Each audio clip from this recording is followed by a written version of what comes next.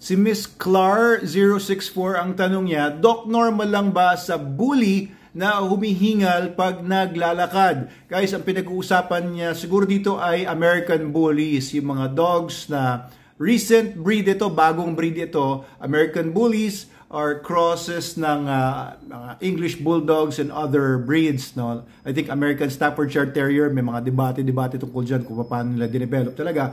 Pero, etong mga bully kasi, no, ang dogs talagang humihingal sila pag mainit ang panahon. Bakit sila hingal ng hingal? Kasi po yung paghingal nila, yan yung paraan para lumabas yung init ng katawan nila.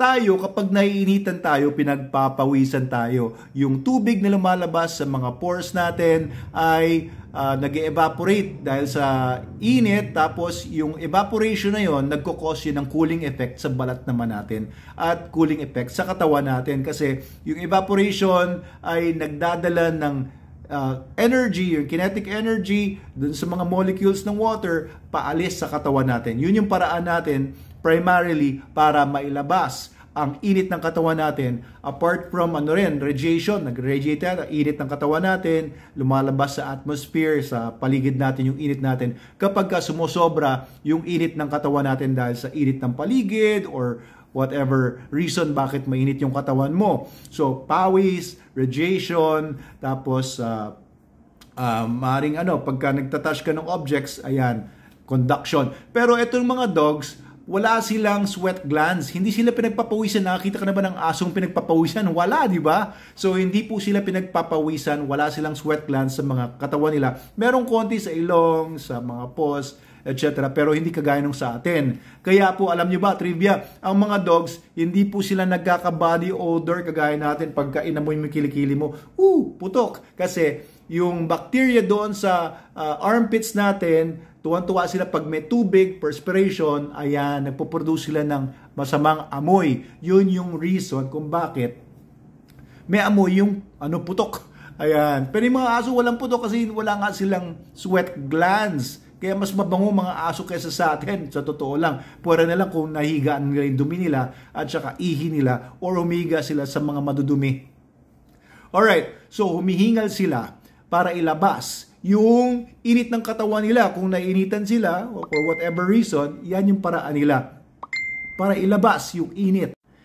Hindi lang hihingali ng aso kung siya ay nasa malamig na lugar yan. So, i-conserve naman yung init niya, hindi sila hinihingal. Okay, pag excited din sila, uminit katawan nila, lumalabas po yung kanilang water vapor sa paghingal nila. So, it's the same, no? Yung sweat glands natin nagpo-produce ng tubig para maglabas ng tubig dahil maglabas ng init through the water vapor evaporation. Ganun din, pagka lumalabas yung water vapor sa hininga nila, yun ang paraan para lumabas yung excess energy nila sa katawan palabas ng environment nila. Of course, kasama na rin yung radiation, conduction, pero yan yung primary way nila para mailabas yung init ng katawan nila. Ang problema pa sa ilang mga dogs, ng mga mutant dogs, they're mutant kasi hindi na sila kamukha ng mga ancestors nila ng mga wolves, pinaliit yung mga ilong. Diba, nagkakaroon ng brachycephalic na yung structure ng skull nila, mutated na yung skull nila, abnormal na ang skull, yung pagkakayari ng bungo nila, buong katawan nila, at nahihirapan na silang huminga. Diba? Kaya yung mga bullies, ibang klase, parang nilalagari. Naglalagari yung maririnig mo dun sa paghinga ng mga bullies. Normal sa kanila yon because of the abnormalities doon sa kanilang panga, sa, alam niyo yung structures doon sa trachea niya, esophagus, parang naghihilik na palagi. Kasi compacted na masyado. At the same time, maraming mga bully owners, pinapataba masyado yung mga bullies nila. Masyadong mataba, mas nahihirapan huminga at nag-accumulate din yung fats doon sa mga structures sa kanilang mga respiratory systems. Mas nahihirapan po sila talaga pag mataba. Kaya ang pakain nyo sa mga bully nyo at mga dogs ninyo SDN para hindi tabang hangin ang bulto ng aso ninyo. Kung gusto nyo talaga maasong mabulto, Mga maskulado, yan ang gustong-gusto ng mga nag-American Bullies. May American Bullies nga rin po pala ako. Gusto mo na lumapad yung mga aso mo, kumapal, huwag tabang hangin. Kasi pag mataba yung aso mo, mataba din yung liver niyan, yung kidneys niyan, maraming taba. Hindi maganda. Ang gusto mo, muscles. Kaya SDN has the highest protein, 42%.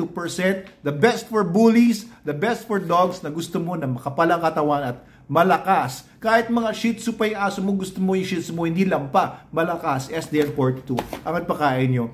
Huwag yung matataas ang cereals, huwag yung matataas ang grains, kasi mostly yan, ang magiging ang resulta niyan, taba lang yan, hindi muscles. Okay, so normal lang po sa kanila, pero mas nagiging prone sa paghingal, pangit na paghingal, yung mga mutated, ang breeds. Ibig sabihin, hindi na normal. Ang normal, yung mukhang wolf. Yan, ang normal sa dogs. Pero pagka malayo na siya sa mukha ng mga wolves o mga natural dogs, then they are more mutated than other breeds. And yung mga pinatabang mga aso or may mga problems sa respiratory system nila, or may iba pang mga diseases or problems sa pangangatawan nila, baka mas malakas yung paghingal po nila. Kung may obstruction din, ganun din. May mga obstruction sa loob ng trachea nila, or na-damage yung trachea, or baka naipit yung trachea, baka nahila ng choker na masyadong malakas, or nahila yung collar niya na masyadong malakas, baka may damage yung trachea. Pwede nyo rin ipakita sa vet ninyo. So these are all reasons kung bakit po malakas humingal ang ibang mga aso compared sa normal na mga dogs, and yung normal na reason kung bakit hinihingal ang mga dogs. Ako hinihingal na rin. Napaos na po ako. Salamat po sa lahat ng mga nagko-comment sa videos natin, nag-share, nagla-like, nagpa-follow sa videos natin. If you haven't followed yet, please follow para po masulit yung pagkawala ko ng boses na naubos na yung boses ko ngayon. Thank you po, Miss Clar064, at sa inyong lahat.